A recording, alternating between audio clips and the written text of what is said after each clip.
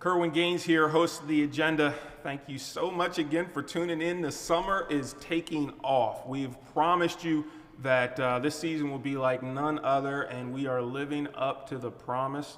Right now, we have another first-time guest on, Mr. Alex Hackett. How you doing, sir? Man, listen, I'm doing wonderful. And before we start, I just want to say, listen, I'm so happy to be on the agenda. I've seen some of the great work you've done over the summer, specifically in all the debates, and you pretty nailed a lot of great questions. So you're doing a wonderful job. I appreciate it. And we've had, speaking of debates, we had one last night at Ezon Mount Carmel, and then tomorrow at the Wilmington Library, there'll be another debate, and this is the Wilmington mayoral debate.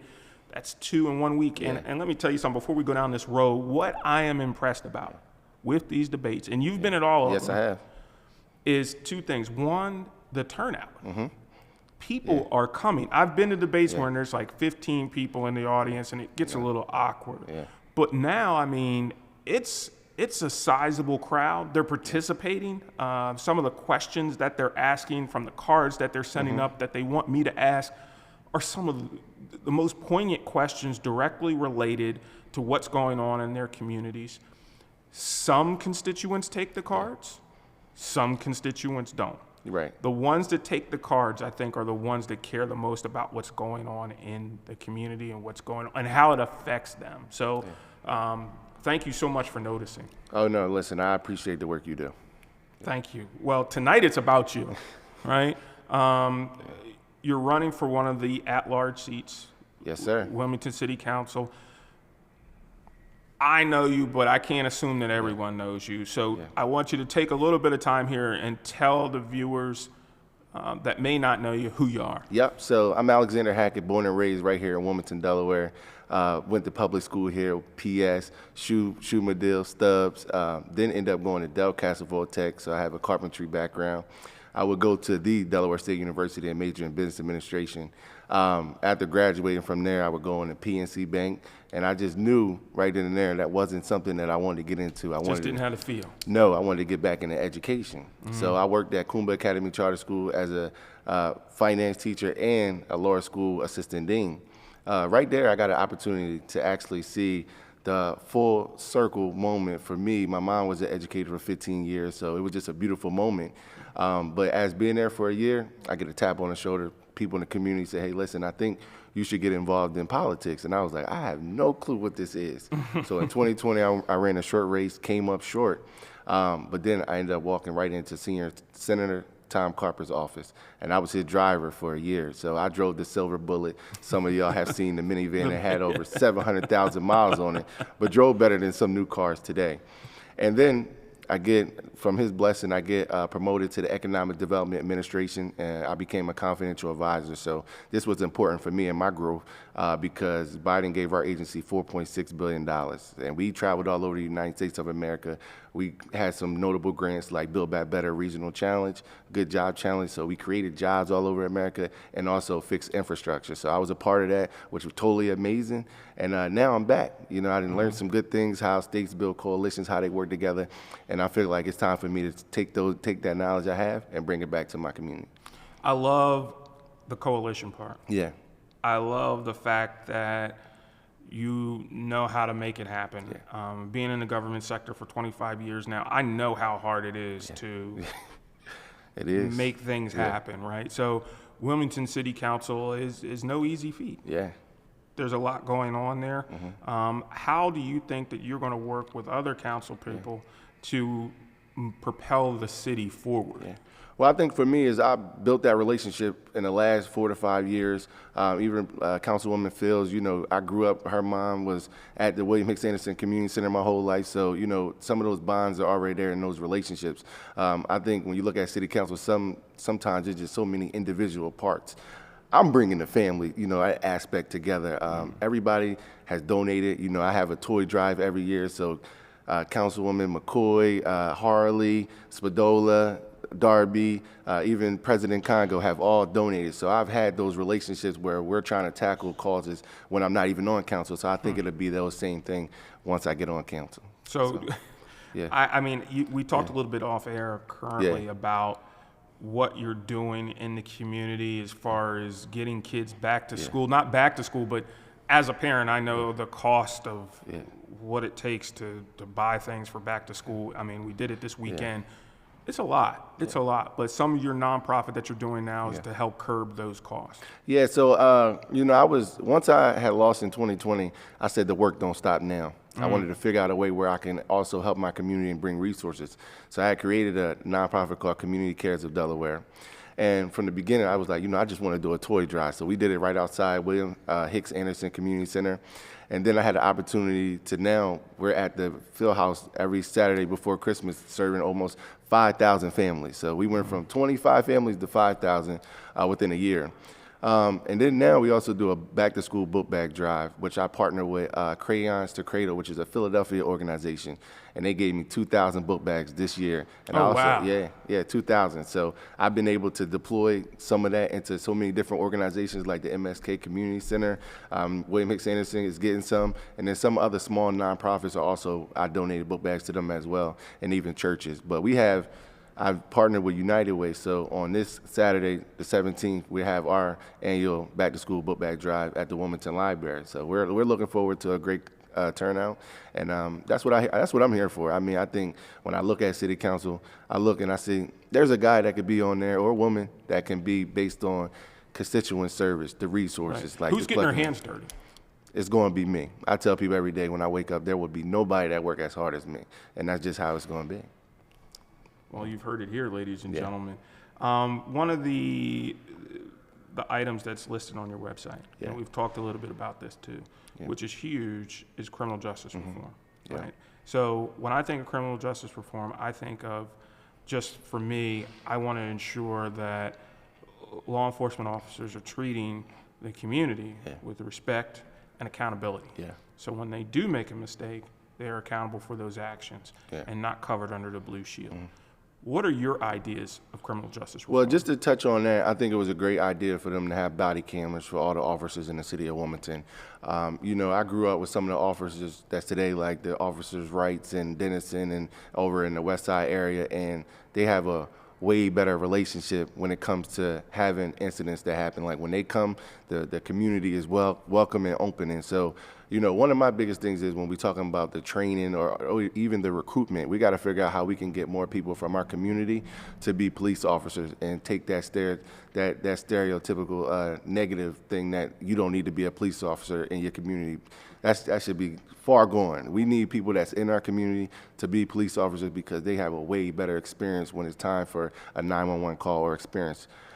But when we talk about my priorities, would definitely be expungement. I grew up in the West Center City area, and a lot of my people have, caught cases or, got locked up because of marijuana, and is causing some barriers that I think now, as you see, as the world has been legalized, it needs to be released so that our people and our constituents in Wilmington can continue to thrive. So, and that also goes into economic development. Yes. Right? So we cannot thrive in our community, build our economics within our community if we do not have the people to facilitate the task, right? We need employees out there.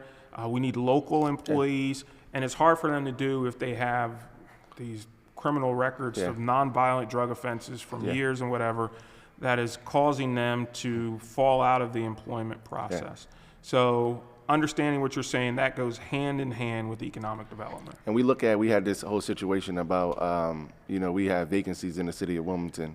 Well, here we go. We can look at the expungement and figure out how we can give some good people some jobs. I mean, we've all made mistakes in our lives. So, everybody's welcome to a second chance, but that's something that's been legalized. So we need to figure out a way where we can expunge that so that we can get them going. You had a good idea that you talked about off the air in regards to almost like an ROTC program here in the city for policing. Yeah, so, I'm always going to be a solution or new innovative thinking. And, I just thought, the military has the ROTC programs in high school that's training students ready to go when they graduate. Same thing needs to happen when we're talking about our Wilmington police officers, Newcastle County police officers, and state police officers, because that is also now building a pipeline for them as well. And once again, you'll get a lot of kids from the area now grow up and see more officers that look like them, that want to be police officers, and then they'll become a police officer. A lot of times, kids only become what they see. Isn't that the truth? So, having that role model there, I think it's all possible. And I've had conversations with council members, off the air, and they've been very candid with me, and they've said, Kerwin, what in do you expect me to do? I'm only a council member. Right? I'm only, this is Wilmington. I don't run the state. I don't do this. But the conversation starts from somewhere. The idea starts from somewhere. And if you're a politician, you're a statesman or statesperson. And you have a responsibility to get your point across, to get your idea across, whether it's in Dover, whether it's in Newcastle County, or here in Wilmington, to get that agenda through. And if it's something as simple as going to the Department of Education and saying, hey, look, I want an ROTC program for police officers in schools.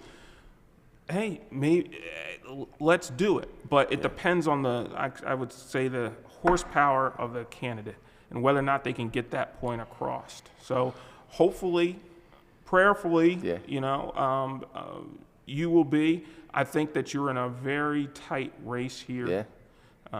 I think that there's a lot of good candidates. Some of them have been on this show and have been very, very good as far as having a legacy of reaching out in the community. Alex, I want to ask you specifically, what is it that sets you apart from those other candidates? Well, like I said before, when you're talking about politics, you're talking about relationship building, and I don't think anybody does that better than me, as I explained and seen throughout the show as so far, the relationships that I've already built. And when we're talking about our system of how we can get things done that might be in Dover, we got to have those relationships. So I think that's one of the key things. But for me also, it's been the informative part. As you talk about the policies and things that have been happening in the city of Wilmington, a lot of constituents do not know what's going on. It is time that they have somebody that's able to tell the story for the people so that they understand exactly what's happening in their city, what's happening with their tax dollars, so that they can be more receptive to the changes that might be happening. We're having changes and people are saying, hey, listen, I don't know what's happening in our city of Wilmington, and I think that needs to happen. That needs to change. So I'm definitely going to try to be the voice as much as possible. But like you said, there's some great candidates. When I run for office, it has nothing to do with the candidates. It has a lot to do with I'm just here to serve. I feel like I was born to serve, and I'm going to continue to do that. If I get elected in 2024, if I get elected in 2028, I'm going to keep coming back. So, I'm not giving up, but I'm happy to have the opportunity. I'm having an amazing time so far in this campaign, and we try to do things differently. Like, I kind of understood that some of the other candidates were already in the seats or have been involved in so many different things. So our marketing and our strategy has been 10 times different than the normal campaigns. We've been trying to incorporate some type of laughter and funniness to, get some of the constituents open-minded to a new candidate. And it's been working. We've been getting a good receptive answer to a lot of the constituents in the community. So I'm happy, and, I can't wait until the election. I think, it's our time. I think it's my time. So I hope so. Yeah. I hope that you think that if you're running, no, right? I'm ready. So I would consider it. It's been called this, I know, because you've heard it before, working on the federal side, working here, is that there is a Delaware way of doing business here. And right now there seems to be a Wilmington way. And the Wilmington way is our housing for people who live in the city of Wilmington, I would say, is at risk. There are more people that can't afford their mortgages, can't afford their rents. They're going skyrocketing. There's gentrification. I mean, let's be honest. That's what it is. There's communities at risk. And what do you think council can do? What is it that you can do to deal with some of these issues? Well, I know some of this is like state level stuff, but I definitely think whenever mayor gets elected, there's a possibility that we review the budget and we figure out ways where we can accommodate, some of the rent that, people are paying today. But also the main thing for me is we have about 1,500 vacancies all over in the city of Wilmington.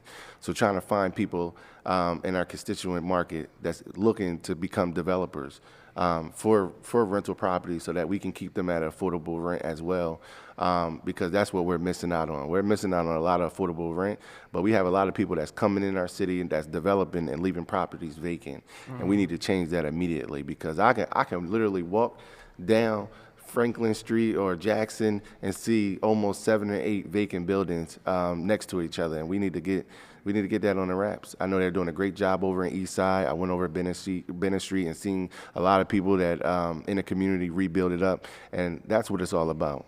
We need more people in the community that's going to take ownership and rebuilding our community back up so that they can give it to a single mother that's out there looking for an apartment place right now, because right now they can't find anything under $1,600, which is outrageous when you're thinking about child care and how they're going to, the livable wages that we have right now. So, it's a lot of things that we have to work on. But I think City Council has to come together and figure out some great solutions to make that happen.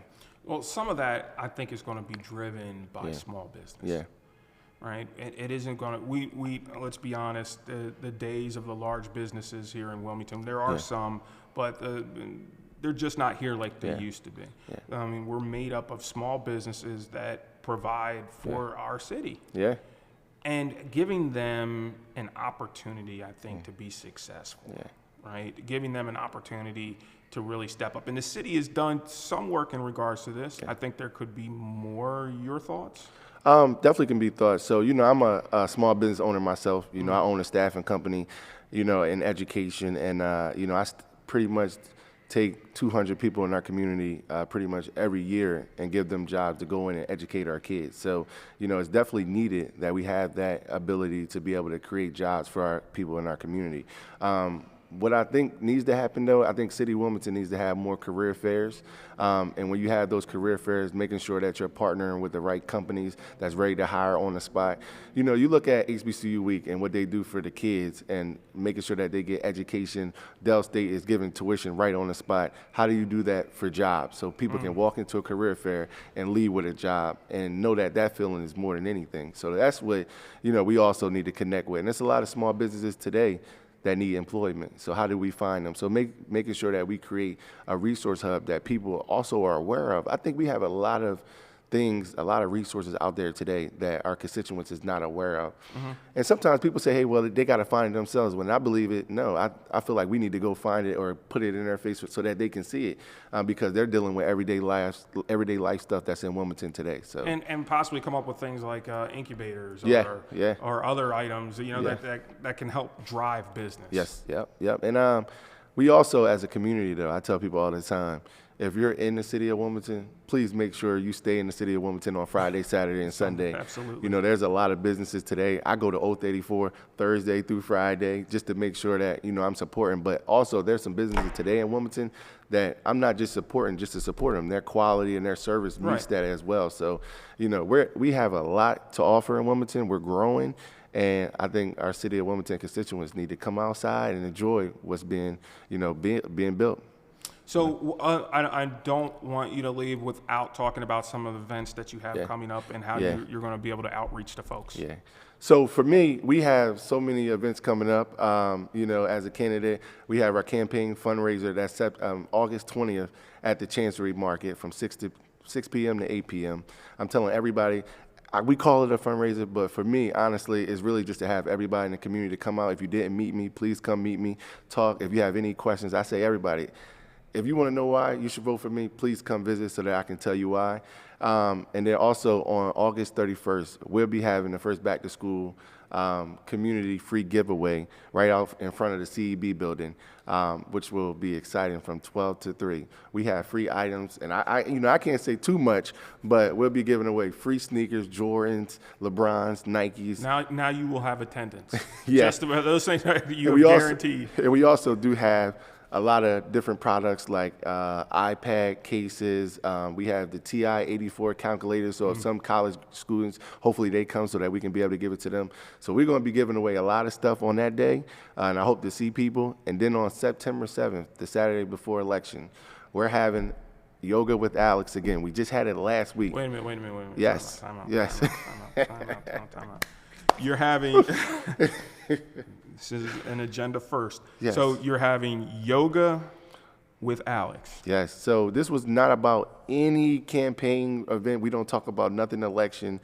We partner with the Black Yoga Fest. They facilitate a full yoga event for a whole 2 hours. It's really the meditation in the mind. I tell everybody, please come out. You can find all this information on my website, alexanderhackett.com, and also my Instagram, alexanderhackett. The yoga event that we just had last Saturday, we had over 30 people. We give for refreshment, but when I tell you, it was the best time that I ever had. And it was a peace of mind. You know, I'm running the campaign, so we're running. The mindfulness of it was important. Now paint this picture for me. Yes, yes. Are you in a park? So we was at the Urban Artist Exchange. The Urban Artist Exchange. Yep, okay. yep. So they have a nice stage and also a beautiful field. We sat in the field, had a wonderful time. Everybody had their mats out, and we literally, early in the morning Saturday, got our yoga in. So well, don't miss out. I challenge any other candidate to having a yoga session. You gave the websites. Yes. You gave social media. Yes, sir. I'm going to give you one more chance to get people to convince them to vote for you. Well, once again, I'm Alexander Hackett, and I want to be total honest with you guys. From the time I wake up, nobody in America is going to work harder than me for the city of Wilmington. And as may be, I might be at the bottom of the ballot, but I got to be at the top of your mind when we're talking about voting for Alexander Hackett, September 10th, 2024, at the primary election, City Council at large. City Council at large for the city of Wilmington. We have Alex Hackett here with us tonight. Thank you so much for coming in and giving us all your information and your ideas. As promised, this summer has been great in regards to getting to know the candidates, to give them the accountability necessary, that the expectations that you have. So I would urge you to go, once this post on social media, to add into the comments there, to give them feedback in regards to your concerns and your ideas in regards to your district. You can do that right here through the agenda, through DETV, so please continue to do so. Alex gave all of his information for you to reach out and to have communications with him, so thank you so much for attending. Look forward to seeing you soon right here on the agenda.